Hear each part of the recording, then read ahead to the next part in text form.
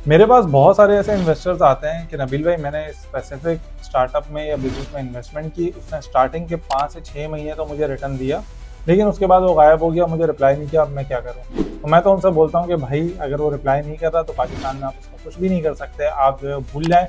अगर आपको करना था तो पहले करना था, प्रॉपर कॉन्टैक्ट करने थे और बाकी चीज़ें देखनी थी। आज की इस वीडियो में मैं आपसे डिस्कस करूँगा कि actually one of the biggest, बहुत सारे रीज़न होते हैं इस तरह के स्कैम के, लेकिन one of the biggest reason जो मैं देख रहा हूँ वो आपके साथ शेयर करूंगा। तो वीडियो को एंड तक जरूर देखिएगा, वीडियो को लाइक कर लें, चैनल को सब्सक्राइब करें और अपने दोस्तों के साथ जरूर शेयर करें, ताकि अगर वो इन्वेस्टमेंट करने से पहले मेरी ये वीडियो देख लेंगे ना, तो हो सकता है कि उनकी इन्वेस्टमेंट डूबने से बच जाए।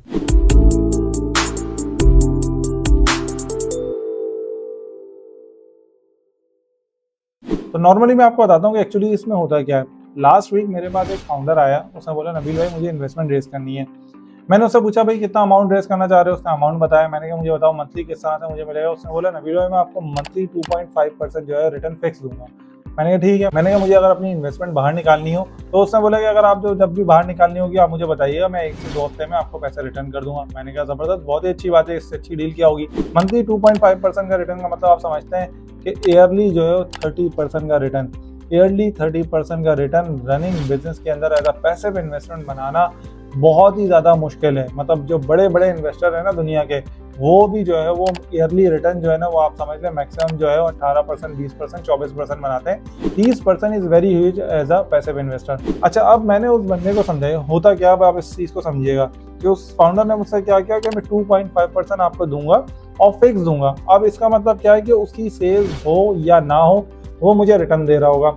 इसमें सबसे बड़ा फ्लॉ है शरिया के हिसाब से, कि शरिया के हिसाब से अगर कोई बंदा मुझे ये बोल रहा है ना कि मैं आपके अमाउंट के ऊपर फिक्स रिटर्न दूंगा, तो वो पहली चीज़ गलत।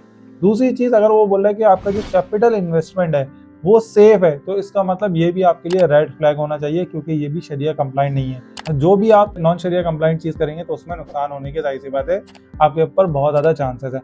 अब होता क्या है, इस चीज़ को समझें। नॉर्मली क्या होता है कि जो फाउंडर्स होते हैं ना, वो चाहते हैं कि यार मैं अपना बिजनेस ग्रो करूं। बिजनेस ग्रो करने के लिए उन्हें पैसे चाहिए होते हैं। पैसे लेने के लिए वो क्या करते हैं कि हाई रिटर्न जो है वो कमिट कर लेते हैं। अच्छा, वो कमिट जिस टाइम पे कर रहे होते हैं ना, उस टाइम पे मोस्ट ऑफ द टाइम उनका बिजनेस प्रॉफिटेबल होता है। अब वो कैलकुलेशन करते हैं, यार मेरे महीने का जो है 4 लाख रुपए प्रॉफिट बन रहा है, मैं इससे इतनी इन्वेस्टमेंट रेस कर रहा हूँ, तो उस प्रॉफिट में से इतना पैसा मैं इसे दूंगा तो ओके मेरा काम चल जाएगा।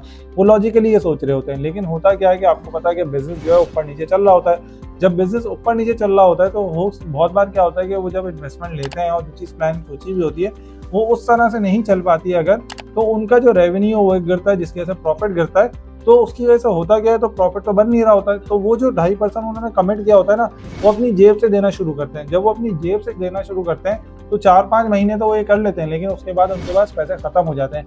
और जब उनके पास पैसे खत्म हो जाते हैं तो फिर जो है वो इन्वेस्टर को रिप्लाई करना बंद कर देते हैं और इन्वेस्टर उनके पीछे भागता रहता है। अब इस केस में देखें, दोनों ही लोग लालच करते हैं। किस तरह से?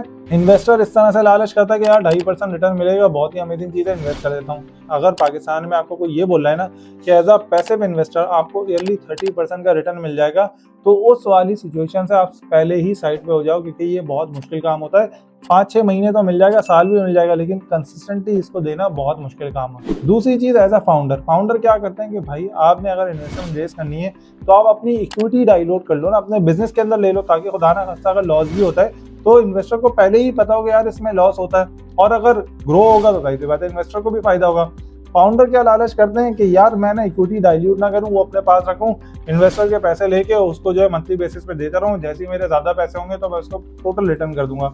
तो ये दोनों तरफ से जो छोटी सोच है, लालच है ना, जिसकी वजह से ये नॉन शरिया कंप्लाइंट हो जाते हैं, और उसकी वजह से नुकसान ये होता है कि इन्वेस्टर के पैसे डूबते हैं और फाउंडर की बेचारी फैमिली, और वो भी ऐसा चोर के नाम से, स्कैमर के नाम से मशहूर हो जाते हैं। रिसेंटली जो मेरे पास फाउंडर आए थे जो मुझे डील दे रहा था, आप यकीन नहीं करेंगे कि वो बंदा इस्लामिक फाइनेंस से उसकी डिग्री थी और अभी दरस निज़ामी कर रहा था। तो हमेशा आप याद रखें कि जब भी बंदे के साथ इन्वेस्टमेंट कर रहे हैं ना, तो उसकी डिग्री पे नहीं जाएं। शरिया का सिंपल उसूल है, जहां आप इन्वेस्टमेंट करेंगे वहाँ आपको प्रॉफिट हो सकता है, वहाँ पे आपको लॉस हो सकता है, आपकी कैपिटल की कोई गारंटी नहीं है। अगर कोई बंदा इस तरह से कर रहा है तो ये नॉन शरिया कंप्लाइंट है। कुछ लोगों ने बड़े फॉर्मूले निकाल लिए हैं कि भाई जो भी इंटरेस्ट रेट है उसके ऊपर +-5% में लगा के आपको दूंगा। तो भाई इंटरेस्ट रेट को अगर आपने बेस लाइन बना लिया तो फिक्स रिटर्न हो गया ना। तो जब फिक्स रिटर्न हो गया तो फिर शरिया कंप्लाइंट कैसे, लोगों को ये बात समझ में नहीं आती। एक लास्ट चीज कि अगर आपने वाकई में इन्वेस्टमेंट करनी है जिसमें आप कैपिटल सेव रख सकते हैं और शरिया कंप्लाइंट भी करना है, तो आप करें asset based investment. Asset based investment का मतलब ये है कि कोई फाउंडर आपके पास आता है, बोलता है मुझे इन्वेस्टमेंट चाहिए, तो आप बोले यार इस इन्वेस्टमेंट का क्या करोगे, कोई इक्विपमेंट लोगे, कोई मशीन लोगे, तो आपको कोई मशीन वगैरह लेनी है ना उससे, तो आप क्या करें, मशीन खरीदें, अपना प्रॉफिट रखें और मशीन उसे बेच दें इंस्टॉलमेंट के ऊपर। ये शरिया कंप्लाइंट भी हो जाएगा। इसमें आपका रिस्क कम क्यों है, क्योंकि वो मशीन आपकी प्रॉपर्टी है जब तक वो पैसे रिटर्न नहीं करते। तो खुदा ना खासा अगर फाउंडर 2 नंबरी कुछ कर भी रहा होता है ना, तो आपने वो मशीन उठाई और मार्केट में बेची, मैं जानता हूँ कि उसमें पैसे आपके थोड़े टूटेंगे, लेकिन कम से कम पूरे के पूरे तो नहीं डूबेंगे ना। तो ये चीज़ आपको समझने की ज़रूरत है as a founder, as a investor, ताकि जो है आप लोग की इन्वेस्टमेंट सेव हो सके, आपके बिजनेसेस ग्रो हो सके। अगर वीडियो अच्छी लगी और इस तरह के आपके पास केसेस आए तो वो कमेंट सेक्शन के अंदर ज़रूर बताएं। वीडियो को लाइक कर लें, चैनल को सब्सक्राइब कर लें और अपने दोस्तों के साथ ज़रूर शेयर करें।